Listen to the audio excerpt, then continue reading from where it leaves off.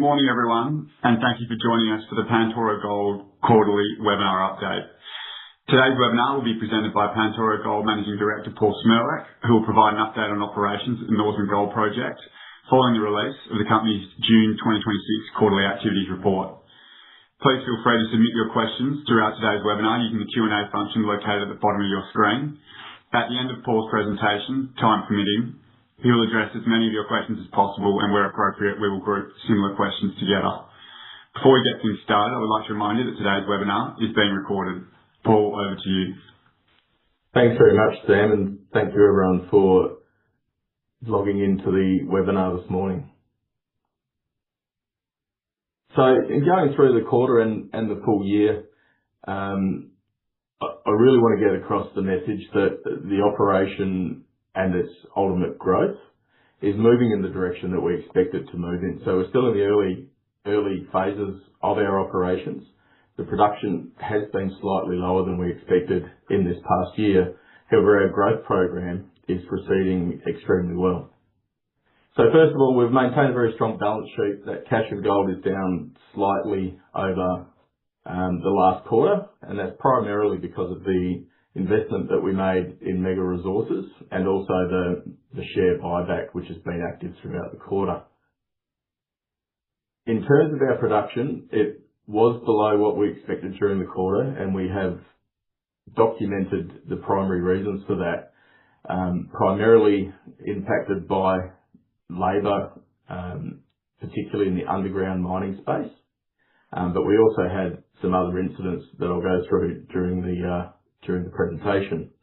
Saying that, very importantly, the production at Scotia has increased fairly significantly quarter on quarter, and we expect to see that growth continuing. The OK mine, which was an impact in this quarter because of the change over to Redpath as the principal contractor, is now progressing as we expect, and the ramp up by Redpath has shown that move has been a good move for the operation overall. The Gladstone open pit is progressing well, but we have announced that we'll be starting a second open pit during August, so during the next month, and that will see us really bolster the ore supply during FY27.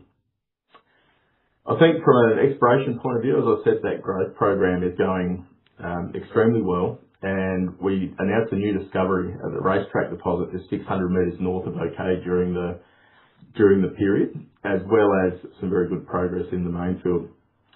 And finally, we have released our production guidance for next year. So we've guided at 90,000 ounces to 105,000 ounces during the financial year.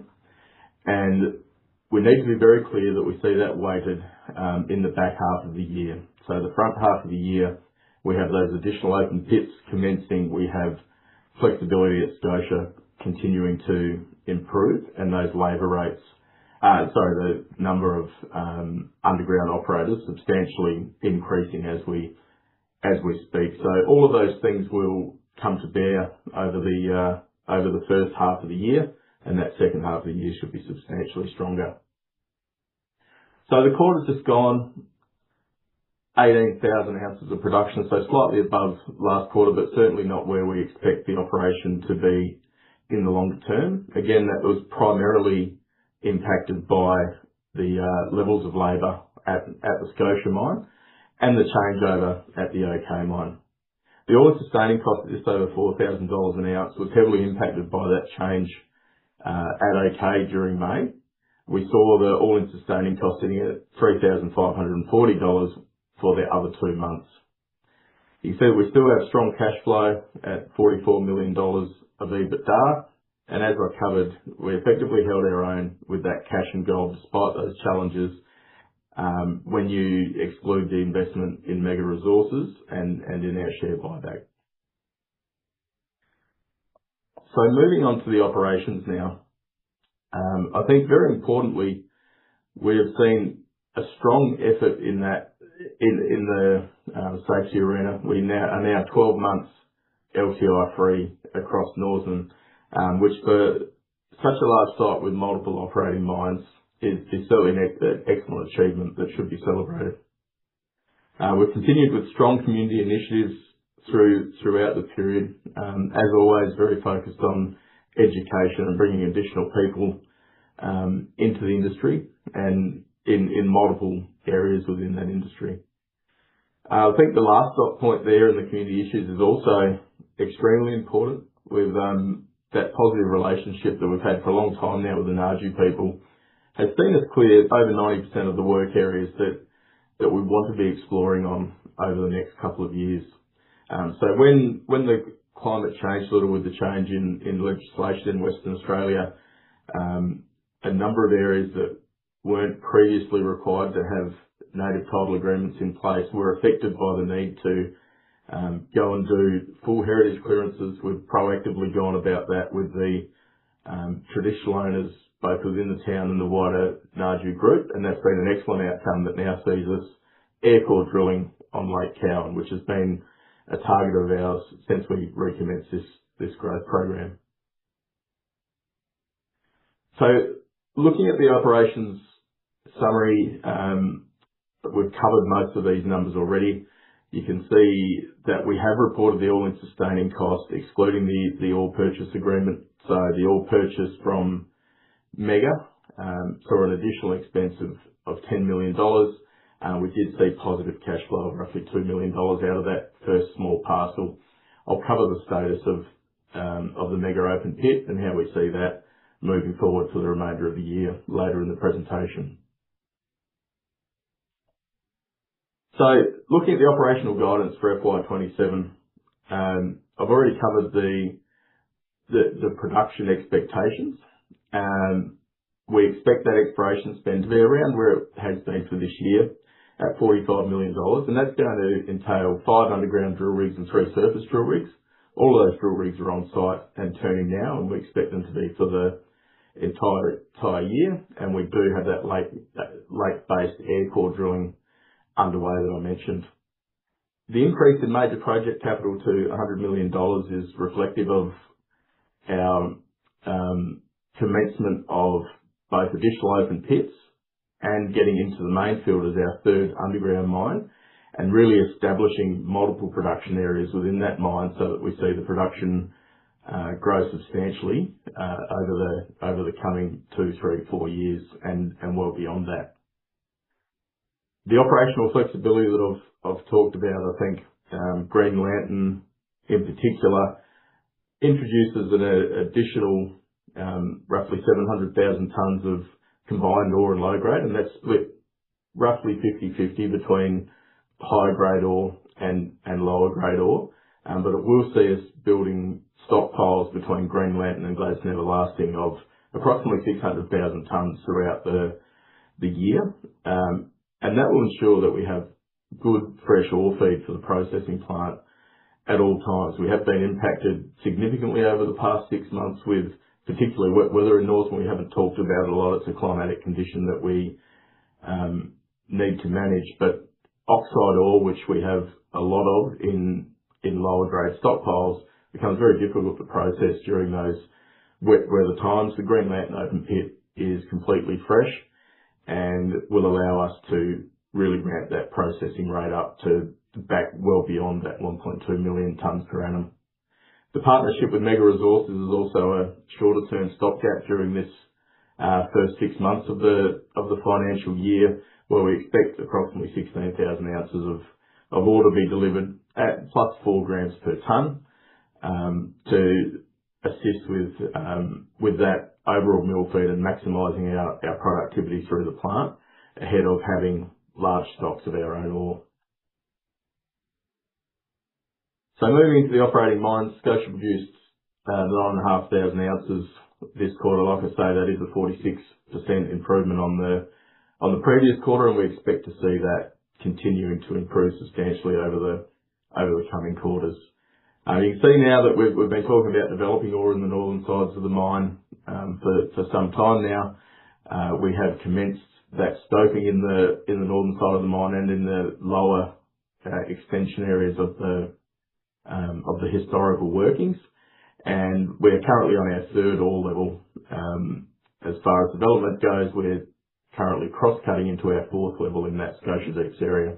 That area has approximately 2/3 of our reserve at Scotia and really opens up the opportunities for the mine. In addition to that, you can see we've added the additional 4 levels into the Scotia Central area that will see Scotia Central being developed and mined for the majority of the coming year. And Scotia South has those additional stoping blocks and development drives coming into them as well. So we're now in a position with all of that we have in excess of 20 development headings available at all times throughout the year that will assist greatly in the contractor's ability to deliver the development advance that they need to. We've also transitioned to slightly larger loaders for all of our remote loading at Scotia to improve productivity, and we are continuing to replace equipment with new equipment. You can see we have a brand new jumbo as of this month down at Scotia. We have multiple new loaders coming, and we have a completely new fleet at OK, which is progressively mobilising as the manufacturers deliver. So the OK mine, you can see production in the OK mine was well down during the quarter, and that was really impacted by, first of all, a poor performance with the outgoing contractor in their final months, and then that transitional month was particularly difficult, as we predicted it may have been when we put our previous guidance out. So that 800 ounces during May out of OK was a big impact on our costs overall, at a time that we had expanded costs with associated with the previous contractor leaving site and the new contractor mobilising in.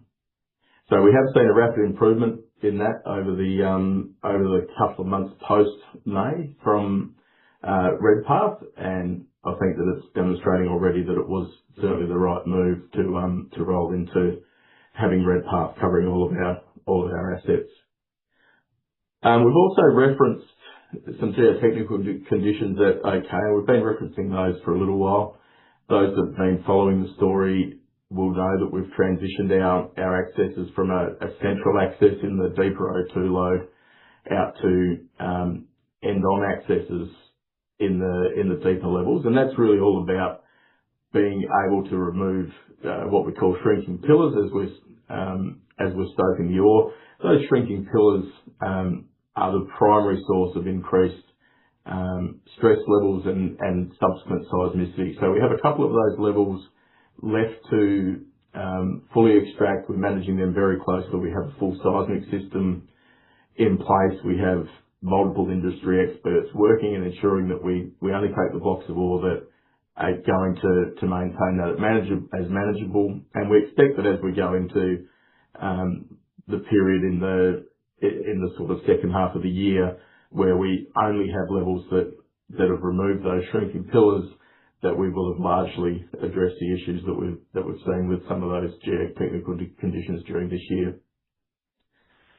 So on an exciting front at OK, the racetrack discovery, which was announced earlier in the quarter, is certainly providing a lot of encouragement for our exploration teams and has been at a level that we're already planning how we access that deposit. So for reference, the racetrack deposit sits approximately 600 metres to the north of the Star of Erin ore body that you can see in the diagram on the right hand side there. The initial wide space drilling, you can see we've had very strong widths and very, very strong grades. We're currently drilling that down to 80 metre centres where we expect over the coming weeks to be in a position to announce another round of drilling through that area, but we're certainly seeing quite a bit of visible gold coming out of the drilling that is advancing at the moment. So looking very, very positive. That subject to that program being very positive, we are ready to develop a 400 metre exploration drive off of the OK decline. So right up at the top of the OK decline on the fourth stockpile, we have an access to go directly to that area and to be able to complete that grade control drill out from underground ahead of getting in and developing that ore. So we're aiming to have that in a position to be developing in towards the ore within 12 months. And we see real potential here for racetrack to add 20,000 to 30,000 ounces of production to our base level of production as we go forward. Obviously subject to our ongoing results, but very positive at this stage. Similarly, in the main field, we've got the main field now to a position where we are finalising the dewatering and rehabilitation of the Bullen decline and ready to start developing towards the O'Brien's Reef. In the meantime, we do have additional areas that we will be setting up for development through this year. So the first of those is what we've called the Phoenix Pillar. This pillar is roughly 300 metres long by 90 metres high. It has very high grades in the levels above and below. We've done a small amount of drilling ahead of ourselves to understand that reef is still very, very strong through the area. And you can see that the initial development, we've done a total of 5 cuts into this ore so far. The veining has been very strong, with very strong grades. So we don't have a lot of production planned out of the main field for this year, but we certainly have development of that quite large area to go in at the same time as O'Brien's Reef.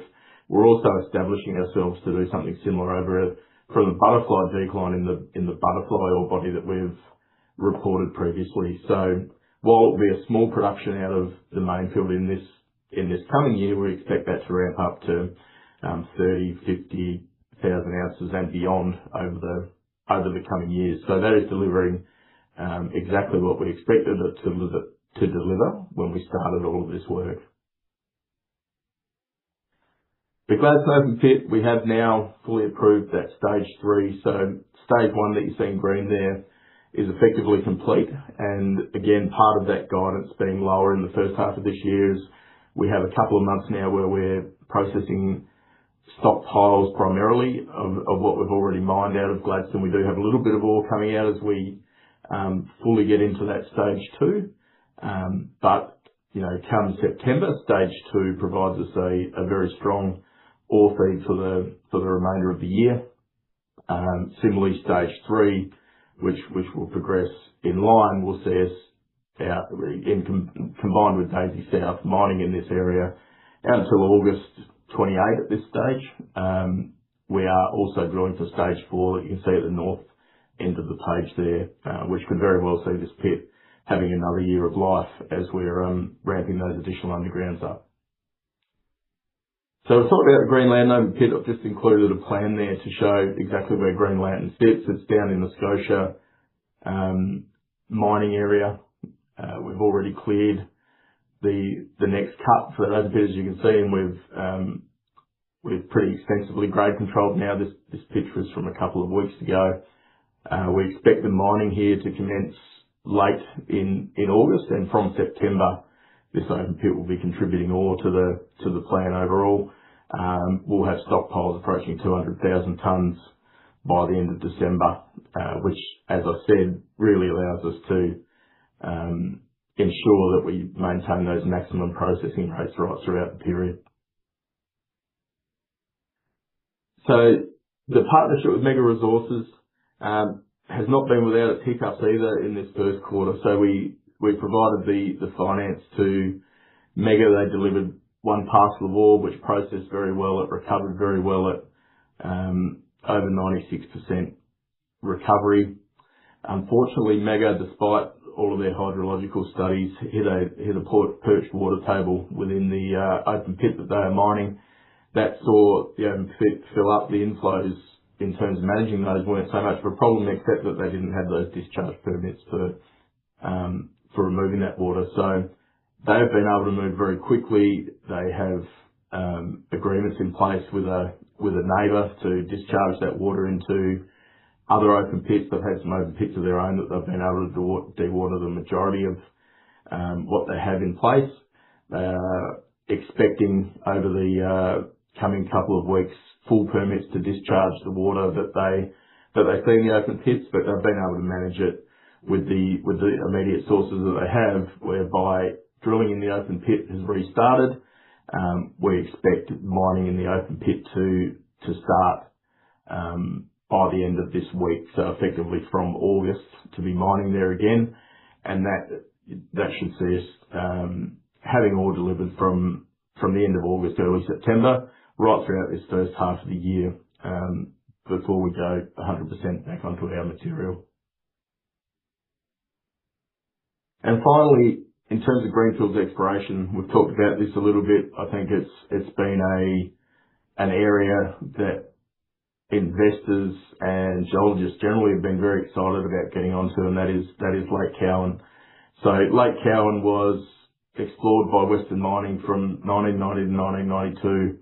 They did quite a bit of air core drilling themselves, which led to multiple advanced targets with hits of plus 10 grams per tonne. They drilled an especially good recovery hole at Harlequin, which is right on the edge of the lake.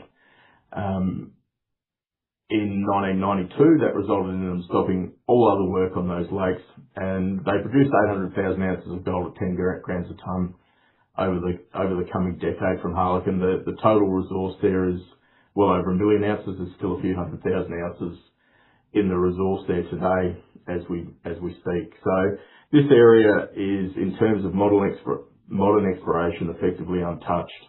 And in fact, all exploration effectively untouched. Western Mining did that very short program. They had some older coarse magnetics across it. We have been able to fly very detailed drone-based magnetics over the past 6 months. We have amazing resolution on the structures that we see on that lake now.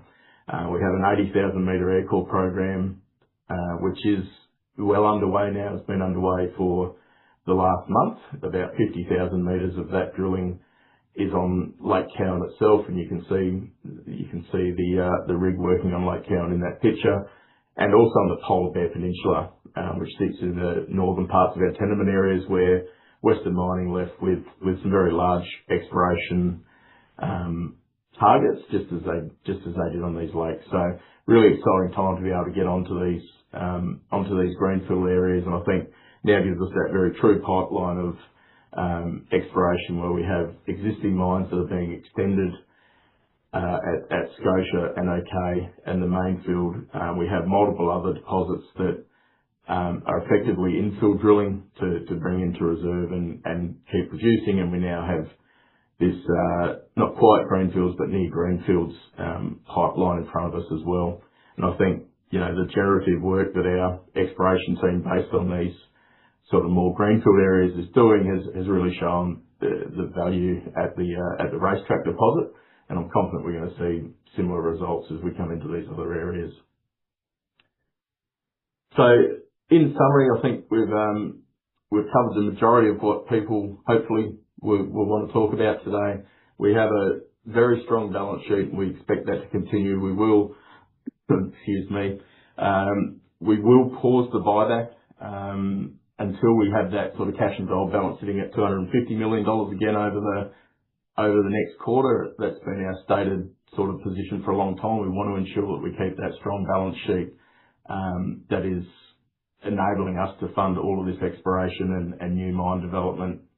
The guidance for the next year at 90,000 to 105,000 ounces, I think, reflects appropriate conservatism in our planning overall. Some of the challenges that we have faced in this year have certainly been taken into account in our planning for the coming year. That all-in sustaining cost, I think you've seen the majority of the industry with a substantial increase, and up around those levels that we're quoting there as well.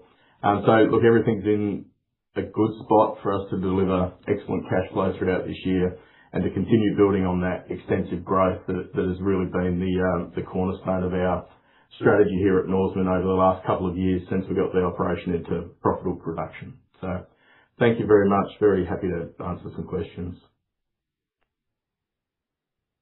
Thanks, Paul. First question is, can you move quicker with underground development with the cash balance you have so that you don't need to toll treat and can see the full value of ounces through the mill? The pretty simple answer to that is no. We've got, as you can see, we've got a huge amount going on in the three areas. So we have 9 jumbos operating across the site now. We have 4 at Scotia, 3 at OK, and that, for the number of headings that we have available, that is the sort of optimal number of jumbos in those major mining areas. You've also seen that operator levels and experience have been a consistent problem, not just for us, but right across the industry. So those 2 additional jumbos that we have now in in the main field obviously create some additional requirements there. As we do have capacity to put some more jumbos into that area, but really our focus is to get the workforce by September, as we've stated, up to full levels. And in fact, we're in conjunction with Redpath, we're recruiting to get to sort of 10% above our original contracted levels, so that we can maintain and manage the training requirements and turnover requirements. When that is all working and fully delivering what we expect it to deliver, we can certainly look at putting some more jumbos into the main field, and we'll do that. But at the moment, I think we are focused on the best possible deployment of all the resources that we have and that we're able to put together in the near term. The next one's on fuel security. Does PNR have long-term contracts in place for the supply of diesel fuel? Yeah, so we have long-term contracts with Viva Energy, who is one of the major suppliers throughout the mining industry, both to smaller companies and very large companies, in fact the biggest companies in Australia. So we have had an ongoing dialogue with Viva. They are comfortable that they can continue to supply our fuel requirements at 100% right throughout this period, and we haven't seen any restriction at all. We, as all operators, are exposed to the price fluctuations that we see within diesel, and so another impact in the costs during this last quarter has been that diesel in April and May went right up to $1.90 a litre. For reference, before the war started, we were sitting at about $1. We are budgeted for this coming year at $1.30. We're currently sitting at about $1.25. So that diesel price has come back a long, long way. There's no doubt there'll be some fluctuations through the year, but we think that that supply, based on the information that we have at the moment, should remain steady. Thanks, Paul.